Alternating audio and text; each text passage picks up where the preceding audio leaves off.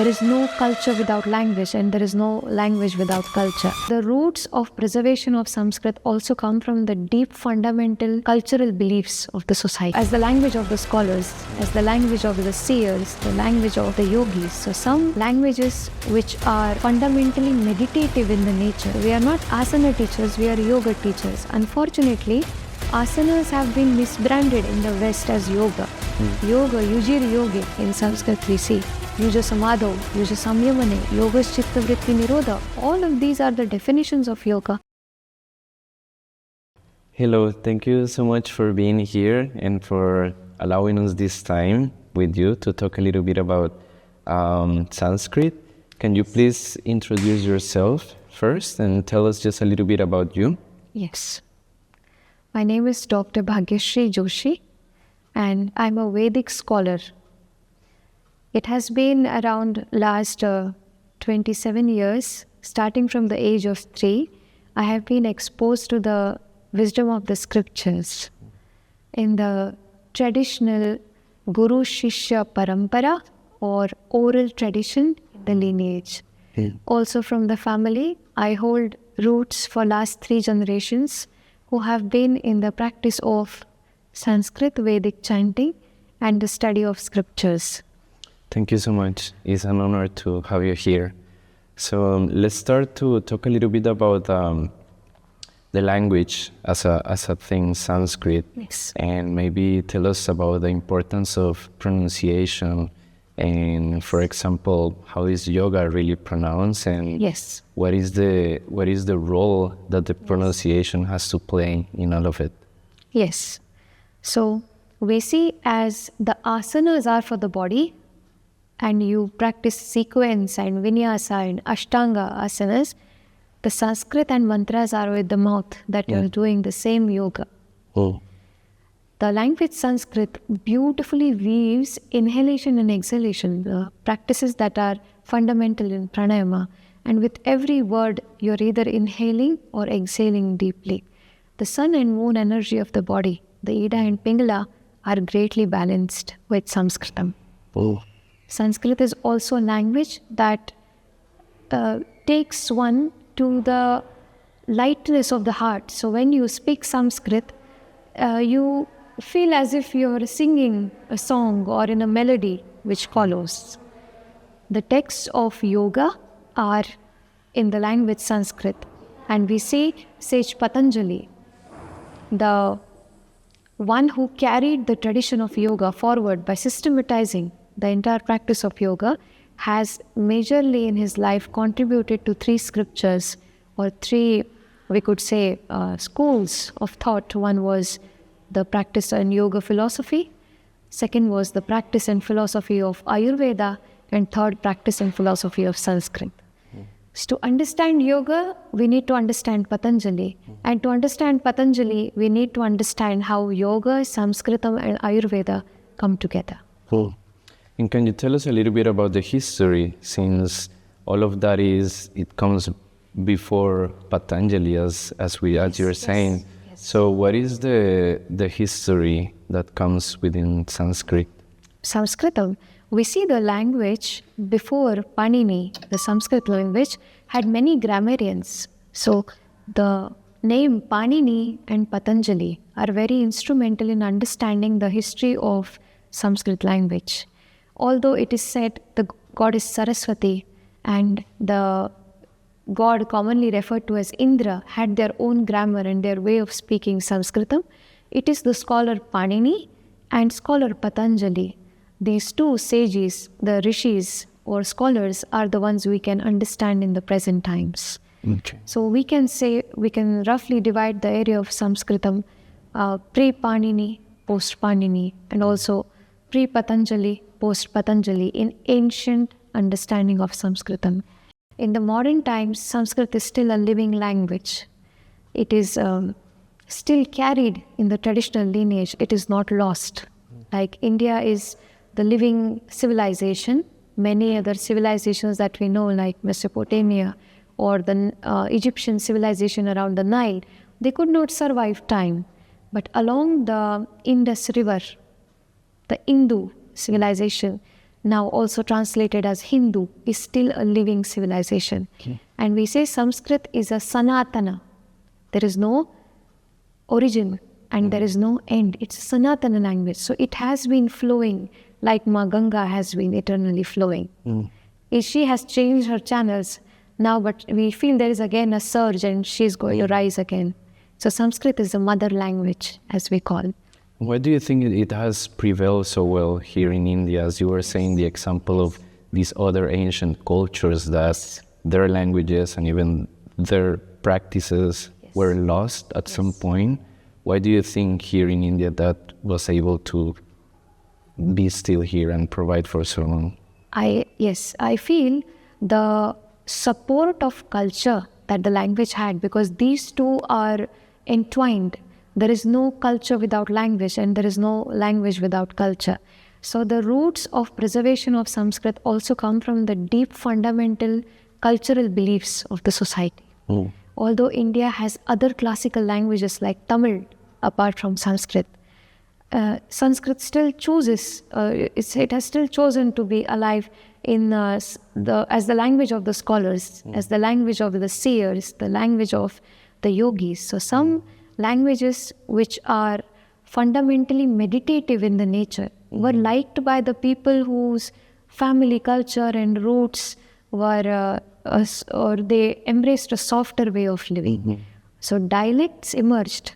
Apart from Sanskrit, many other languages, more than 28 dialects and languages spoken in India. But Sanskrit was preserved by the families as a way of meditation through mantras from generation to generation. So culture played a very, very important role. And from last 1,000 years, almost we see, India went through the Bharat, as we call it. We no more now refer to it as India. We've started calling the nation as Bharat. It went through invasions. It also went to becoming the colony. Despite all these changes where the common people had lost their food, their native clothing, today we are conversing in English. So even after everything has changed, the cultural beliefs were something nobody could change. And the cultural beliefs helped in the revival of what was not continued for about 800 years or so. That's amazing. And about this nature of the language and this culture of mantra and everything that you were saying, tell us a little bit about this vibrational nature of the language as it is. What we've heard that it is even like the perfect language or a sacred language because of this nature of having the frequency and vibrational of it. For example, we've seen students that they ask teacher, what happens if I connect with my mantra, but I am not pronouncing it right? Is the frequency, the vibration is still going to have the benefits in me, or how can we play with having the good intention of the mantra and understanding it? But what if I don't pronounce it right? Does that have to? Yes. So when we look at the scientific aspects of the language, we see that it is based on coding. So there are certain endings where the Brahmari, like ma. So even when you say om, the vibration of ma continues. So with every word in Sanskritam, you're aligning yourself with the sound vibration. The word and the sound both come together in Sanskrit. At times, we need vak shuddhi, the purity of speech, before we chant the mantras. So we say that as much as it is important to chant a mantra in Sanskrit, it is very important to be in practice of silence and be in practice of truth. If a person is not in the practice of silence and the practice of truth, no matter what the mantra is received, it will not be activated.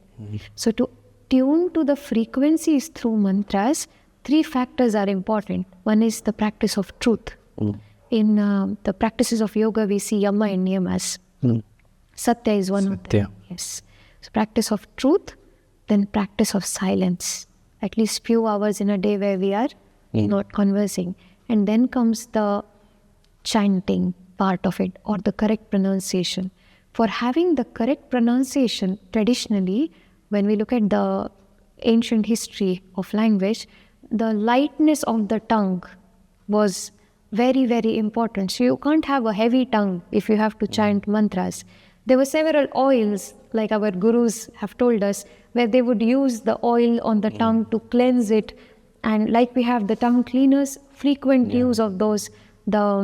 We also have the ujjayi breathing in pranayama and the simhasana, where your tongue sticks out in the posture of asanas. These 4 were used to lighten the tongue. Okay.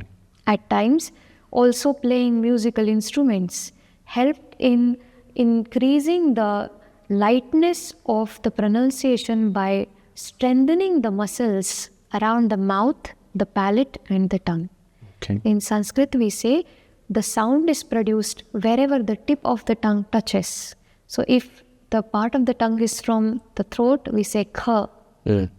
And if it is the tongue touches the teeth, we say it's ta or da. So we have dental sounds, we have labial sounds. Wherever the tongue reaches, we see the sound is produced. Like in the process of sound production generally, we see that one stationary object and one active object, if they come and meet each other, a sound is There will produced. be sound. If the 2 objects separate, there is a sound. Yes, and 2 active objects meet together also, like a clap, there is a sound. So in Sanskritam, neither it's the separation sound, like tearing of a cloth, nor 2 objects coming together, but it is the part of the mouth which is stationary, and it's the tongue that moves and touches.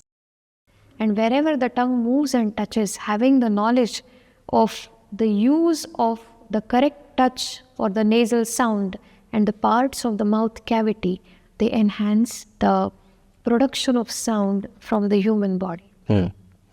So what can you say about us, for example, that we have another language and we come here and we try to Yes. Be immersed in the culture Yes. and try to, again, not only connect, but also to have the proper respect towards it. Yes. So all of these seems very scientifically and very technically.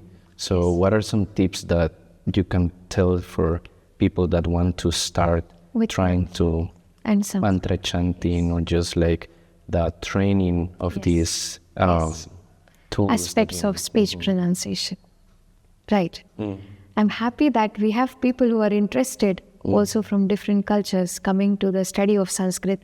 It will help in keeping the language alive. If there are many practitioners, there is less chance of decline of that practice. Like if there are many yoga practitioners, somebody will correct the other. And they correcting each other will ensure the practice is pure. So similarly, if we see in case of Sanskrit, if we come from a culture where some strong sounds are used or light sounds are used, we will have to connect with the phonetics of Sanskrit language. We will have to have a Sanskrit teacher who teaches us to pronounce the swara and vyanjana, the alphabets of Sanskrit, the vowels of Sanskrit. And we go for a training of the practice of truth, silence, and whenever we speak, it is only the sound of the alphabets or the vowels. We call them Maheshwara Sutra. Okay. So Maheshwara, it is said in a very famous narration, it is that it is Shiva himself who gives the language Sanskrit to Panini. Yes, when Panini is meditating, he hears the sound of the drum, the damaru, which Shiva holds. And when the damaru is played, the sounds and the vowels of Sanskrit are caught by Panini. And at that time, Panini is not a very bright student. So he has another colleague known as Katyayana. And out of the two, the guru always favors the other. Panini is said to be a slow learner. He's not understanding Sanskrit at all. So he comes to the Himalayas around this part, Haridwar and Rishikesh. And it is said in the northern part of India, he goes and he starts meditating because he feels less. He is not able to pronounce, he is not able to chant. And he sits and meditates, and near the rock where he's sitting near the Ganga meditating, there are few other rishis who are in tapas for many, many years. And Shiva comes to bless them. to grant their wish. And in that moment, Panini, who's sitting behind, doesn't open his eyes, but he listens to the sound of the Damaru. And merely by the sound of the Damaru, the knowledge of Sanskrit appears in him. He runs back to the teacher and he writes the entire Ashtadhyayi in the chapters. So Panini as a sage was somebody who was not at all in the awareness of the language. In fact, he was said to be a very slow learner. It was not possible for him to ever learn Sanskrit at all. And Katyayana, his friend and peer, was very bright. So when Panini comes back to the spiritual master, the guru, and starts chanting loudly, the teacher knows that deity has blessed him with the knowledge. So he writes an entire Ashtadhyayi, and his peer, he doesn't know where did Panini go to learn this language. He writes a Vartika, that is some more notes. He appreciates what Panini has done. So all of us have Panini within us. Nice. That's beautiful. We should never forget this. Yeah. Everybody started with not knowing. Then what mattered? The faith, the intensity of practice. And the correct teacher that we choose. So with the correct teacher, with faith in our Ishta Devata, we say Shiva. You can meditate on Shiva. In Yoga Sutras also, there is the mention where we see in Patanjali's Yoga Sutra, he says, Tasya Vachaka Pranava, where he mentions the chant of Om as the mantra which the yoga practitioner must use. Only one mantra is mentioned, Tasya Vachakaha Pranavaha. So when you have faith in the divine, Sage Patanjali says, the name of the divine is Om. So just chant Om. Okay. So chanting of Om, practice of silence, practice of truth, seeking the correct teacher, and having faith in the heart that how am I not able to get this? Until I get this, I will give up everything. And when we badly want it, we say, Shiva also blesses us like he blessed Panini, and the language comes to us, receives us. That's beautiful.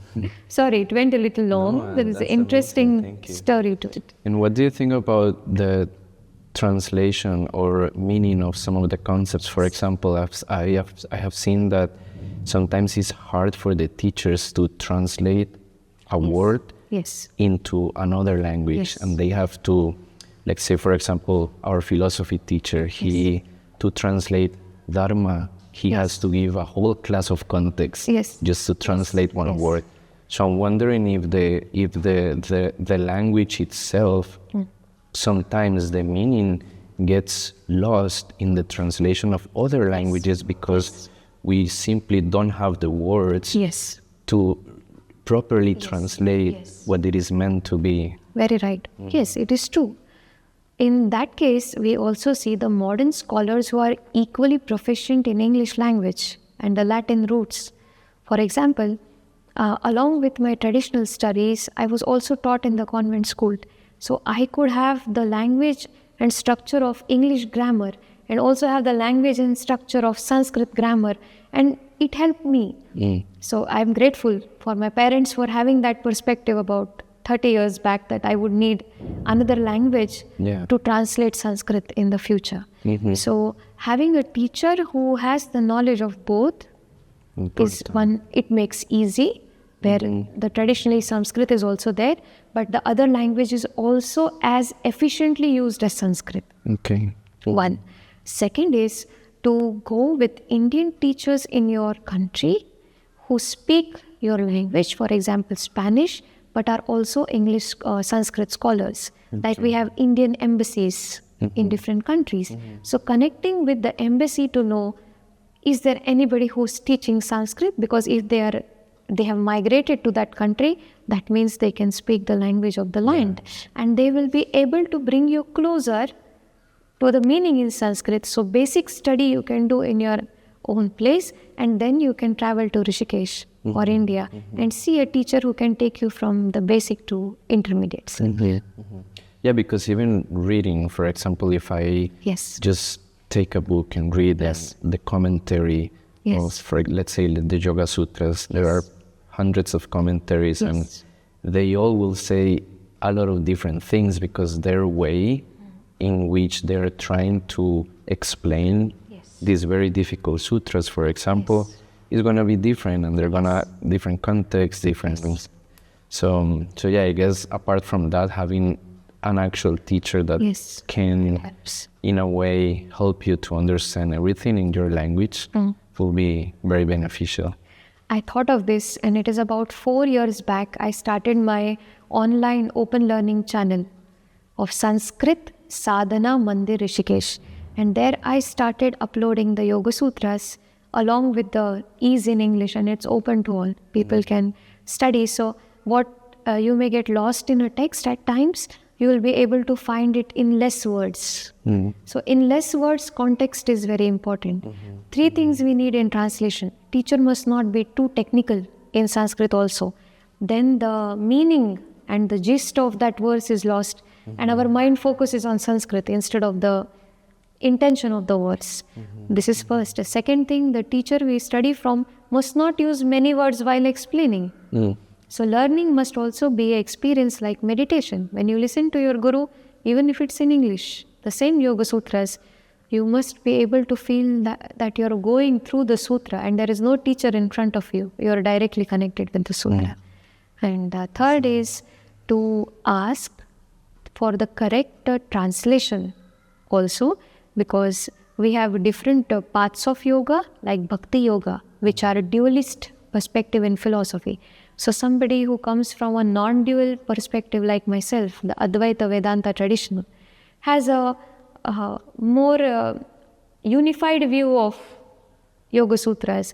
And somebody who would come from Advaita or dualist tradition would try to focus more on the Sankhya in Purusha and Prakriti and other elements.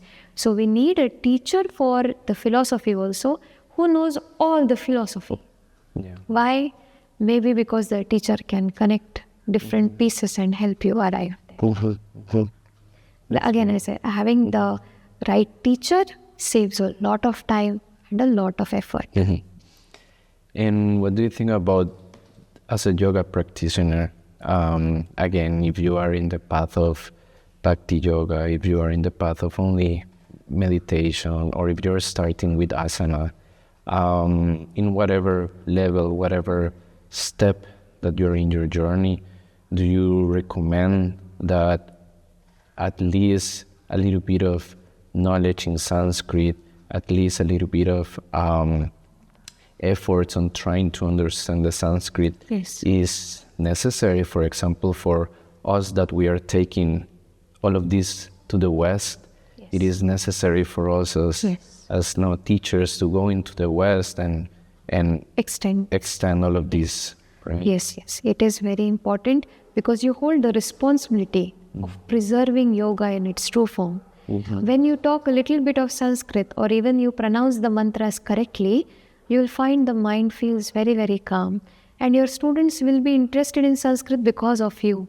And if they ask you to teach the basics, you will continue to learn. So it's always our students who help us continue to study. It's not us teaching them, but they are helping us all the time to continue our own learning, to be a learner always. So definitely the basic understanding of Sanskrit, the parts of the mantra on the same YouTube open learning. I also have 2 sessions on mantra chanting, which discusses parts of mantra. So you can make those available, or you can study those and you can translate in the language from English, which will be helpful for them to understand. And through mantras, through discussing one Yoga Sutra every day before you start your asana class, it's a great way for you to contemplate. It's not that we have to study the Yoga Sutras and now go to the next philosophy. No. We have to be in touch of what we have studied. When we go through it 10 times, 15 times, 20 times, now it arises in our heart. We always say the knowledge arises in the heart, not in the mind. And that is a good, actually very good advice for the, sometimes we get so involved in just one part of yoga, let's say just the asana. But if us as teachers, as you said, we take before the asana just to talk a little bit of one sutra, then we are trying to combine everything into our practice. Even yama niyamas. Even if we discuss one yama or one niyama before every class, the participants of the asana class are reminded that yoga is the term for the 8 limbs together. So we are not asana teachers, we are yoga teachers. Unfortunately, asanas have been misbranded in the West as yoga. Yoga, yujir yoge in Sanskrit we see.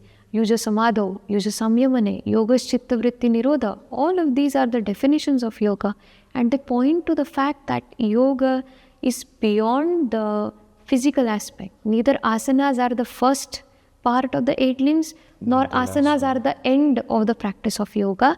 They are the entry point. You can enter through asanas, look back, there are yama niyamas, carry them with you. Now you have yama, niyama, asana. Now you take small steps forward. So simply discuss yama, niyama in the class. So people will become better. They will be reminded of the value system they need to carry with yoga. And I will take one more moment to share what I have observed is sometimes participants come to the mat in a very stressed state of body and mind. And it is not advised in yoga to come to the mat when the body and mind is stressed. Because if there is an injury, the chances of injuries become much higher, and yoga enhances the energy you are carrying in the moment. So mind becomes overactive after the practice of asanas. Therefore, preparation for asana is yama and niyama. It should not be neglected. A person who practices yama and niyama then comes to the mat for asanas can actually go inside the body while practicing postures. They can connect with their organs. So your awareness is not just my body is flushing, it's hot or it's sweating. No, you are able to meet that organ of the body inside when you're holding the hip opening posture or you're doing the back bending posture. You start communicating with your body. And that's why in yoga we have another perspective also, where asanas were the means of communication with the universe. Asanas which you had to hold as an animal, because everything was a forest. If a wild animal came in front of you, you had to be in sthiram sukham asanam. Human couldn't be here and the animal is here. Human had to come to the relaxed posture of that animal, and the animal felt, now I am safe. So they didn't even need language for communication. Asanas were a way where humans communicated with the entire universe. So we have to understand the bigger purpose of the practice, why it was invented. It helped us give a message to our in coexistence that you are safe around me, or I am not there to harm you. So as long as that animal was in front, you could take that creature's relaxed posture, and they would also come in that posture. Just like when we are sitting, you say, please sit with me. So it's asanas were a way of saying, let's sit together. So they both felt safe, they both It's went going on. to Very beautiful. Yes. That's very beautiful. I have never heard that way of explaining the asana. That's very nice. And it makes a lot of sense, like when we think about it. Of course, like hundreds, thousands of years ago, when all of this was first practice, first, shared, they needed to be very well involved with nature, the nature surrounds. I guess that's the thing that we have lost a little bit now, that now we have disconnected each other from nature, and we think that all of this is just for this layer, and that's it.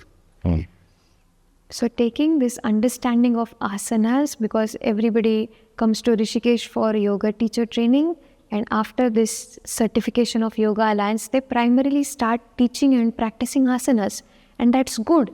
But asanas should be understood as a medium of communication within your body and with the nature.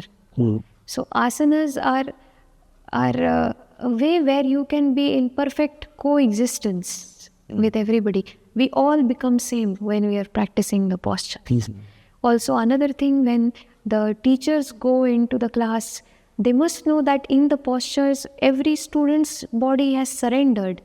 So traditionally when we are taught not even to view the body of the people. So you have to be in the practice of brahmacharya. You have to take them as children, practicing. So everybody should feel safe even when they are exposing their vulnerable posture, in their skin is being exposed. They must feel safe around us. And this sense of safety for everybody will come when the teacher is in the practice of yama niyama. So if we enter through asanas, go back, meditate on yama niyamas, carry them to the class. Let all the people who are practicing postures feel childlike in front of you, because their body is in a very vulnerable state. Yeah. They are free from the body because of you. You take them inside the body. So in teachers training course or translating, it's important to translate the perspective on yoga, not just the practice and teaching of yoga. So perspective and the practice both need to go. Even before the practice and the teaching comes the perspective. How we are looking at yoga. We are looking at it as a form of exercise. We are looking at it as a form of communication, or whatever that we think it is. We should have the correct perspective. Yeah. And coming back a little bit in the Sanskrit, something that you mentioned at the beginning of the interview, like what are the things that the government is doing to continue to promote Sanskrit knowledge, learning, teaching, not only here but in the rest of the world? The government has taken a lot of efforts in the last 10 years. Especially it had made the Bharatiya knowledge systems or Indian traditional knowledge systems a part of the National Education Policy, NEP. So higher education institutions like IITs also have started teaching Sanskrit, and they have also started teaching the philosophy, Indian philosophy. And we have the government grant for central Sanskrit universities. If you look up on the internet, there are various hubs of Sanskrit that are being created for anybody, even from a rural part of India, who come from very basic livelihood, to come and avail those courses at very less cost, and in the regional languages also. So the government has infused a lot of funding for creating central Sanskrit university. Central means directly controlled by the government. There are no middlemen, no people, and at a very less rates or the prices that they need just to pay the salary of the people working in the college. They have the online mode also of learning Sanskrit, and you can go to the university, you can take up the degree courses, which was the centralization was not possible because India just got its freedom about 75 years back. The important questions we had was how to feed a big population. The land which we were using, indigo and dyes were cultivated, so land had become barren. So India took first 40 years to just ensure that the population is fed. In 1994 in India, we opened our boundaries, 93-94, for trading with other countries. In that time, different banks, hospitals, hotel chains, they all entered to partner in India. Before that, you didn't have any international brand, or that's what you call it now, brand or a hotel chain. After 1994, the partnerships with the business or the capitalist societies, they started with India. Even Yoga Alliance we see from 2008. Before the pandemic, there were handful schools in Rishikesh. You could just see nature everywhere. After the pandemic, there are more than 300 schools registered, Yoga Alliance schools. So Yoga Alliance also came as a way to hold a business partnership. So when we look at nationally funded institutions, we are able to learn authentically at a very minimum price we pay for it. And the Indian Embassy is also promoting in different countries by holding regular Gita shloka, because Bhagavad Gita is the popularly chanted and expressed scripture which is in Sanskrit and also to do with yoga. It is the highest text on yoga. It also has a knowledge of the message of all other philosophies. So yoga, Sanskritam and philosophy, they all come together in the Gita. So many embassies, Indian embassies, are promoting Gita chanting competitions. So you can be very connected to yoga if you, in any country that you are, and check the website of the Central Sanskrit University. It is giving the courses at a very, very minimal stress on the pockets of the common people. That's nice. That's very nice. Is there anything else that you want to share about us as Westerns and us as practitioners that come here to learn Yes. And that we really do want to take all of this knowledge the best way that we can over there, so we can continue to help people and we can continue to just spread the message in the best way we can. Yes. One way we can do this is to know that our generation is connected through the internet, and we have the potential to revive the best practice of our own country, own language, and also support any language or any country which is trying to revive its own culture. So I think our generation can be the generation which can take care of its own culture and also have an open heart to other languages and other culture. So the beauty of diversification in the world continues. The beauty, the unity in being diverse. We are all different, but we are all together and one, connected. So this will be very, very, very beneficial to have, again, a very open mind, to not see yoga as a religion or Hinduism as a religion, but as a way of life. We say the definition of Hinduism is Hinani Gunani Dushayati iti Hindu in Sanskrit. We say Hindu is the one who is able to cut off the lesser guna. There are three gunas, sattva, rajas and tamas. So anybody who is able to rise from tamas and go towards sattva is a Hindu. Yes. So even though politically there is a nation, there are boundaries, but in the heart, everybody is a Hindu, or everybody is part of the Hindu culture, the Indus Valley civilization. If they have the basics of understanding that it is a way of life. Yeah. You can follow your own religion, you can follow your own culture, but also you can adopt and help any culture or any language which is in the good of all. What do you recommend in general, or what should we try to include as a part of, let's say, the curriculum of a TTC that involves more Sanskrit, or that helps the student get an idea of what are they going to need in Sanskrit for their TTC, and how can they grasp the actual importance of Sanskrit for their journey in yoga? Yes. This is a very thoughtful question. It is advised to have infusion of Sanskrit as a workshop in the TTC. So maybe you can invite the scholars to come and to have a workshop on the terminology of yoga and its Sanskrit understanding and a pronunciation, one.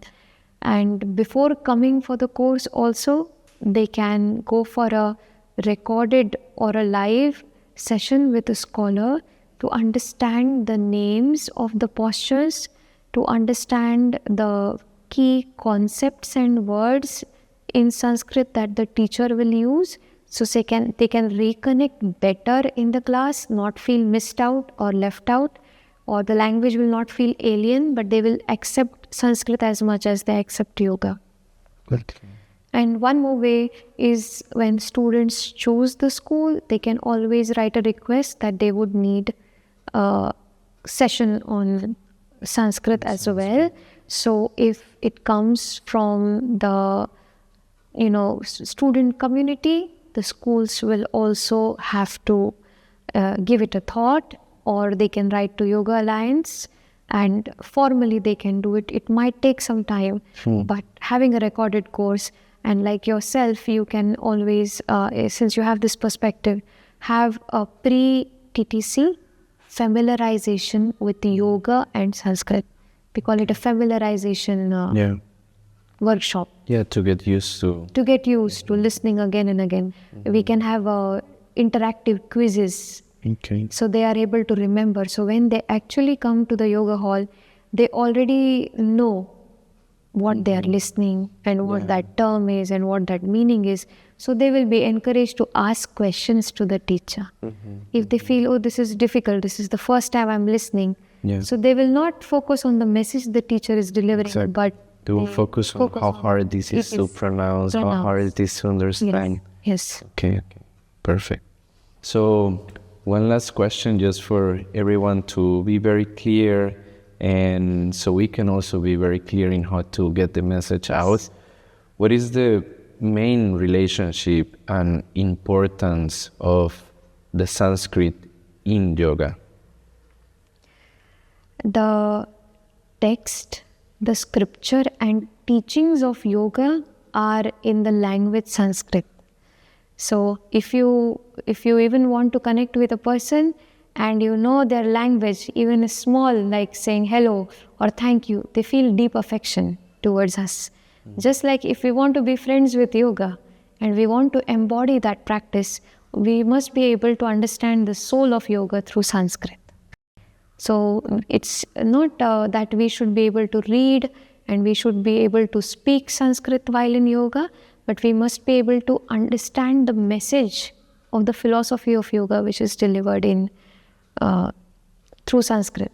So we can have a teacher who has the knowledge of Sanskrit while we are studying the yoga philosophy, and we can also ask the teacher to share and teach us little bit, even the counting in asana or some mantras, some small mantras that we saw while at the beginning of the class, one sutra.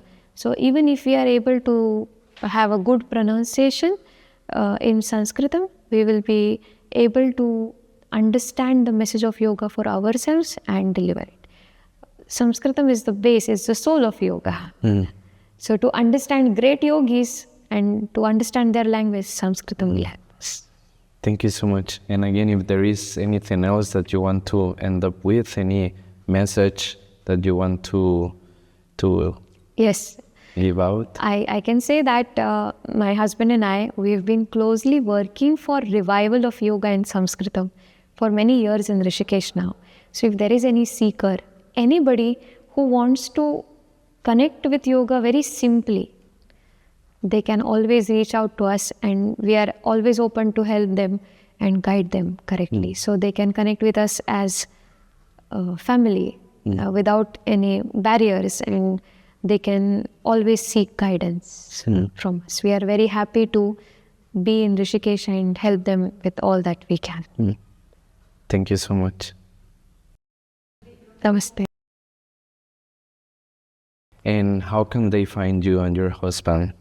Yes, so we have our email, our telephone number, which will be displayed at the end of the session also if needed, or they can reach us on YouTube with Sanskrit Sadhana Mandiram, that's the name of the That's channel. the name. Okay. And on Instagram, it is Brahmavadini Bhagyashree, that is my name. Okay. So they can always connect from both the channels, and they can also look for shorter courses that we do, like tomorrow is the Gita Jayanti, the day where the Bhagavad Gita was given to Arjuna by Bhagavan Krishna. So we are starting another course on Vedanta, online courses. We also do a lot of online courses, just that when it's a different language, we need a translator. But if it's English, we can do it by ourselves. But if there is a group of people in any country who want to understand deeper about Sanskrit and the philosophy, all philosophies, we have Ṣaḍ Darśanas, Sankhya, Yoga, we have Nyaya, Vaisheshika, Mimamsa, Vedanta, these 6 philosophies, and they have somebody who speaks their own language and also English, we will be very happy to have a, teaching extended to them at a very, very minimum basic price. The goal is just for them to learn. Okay, perfect. Thank you. Thank you. Thank you.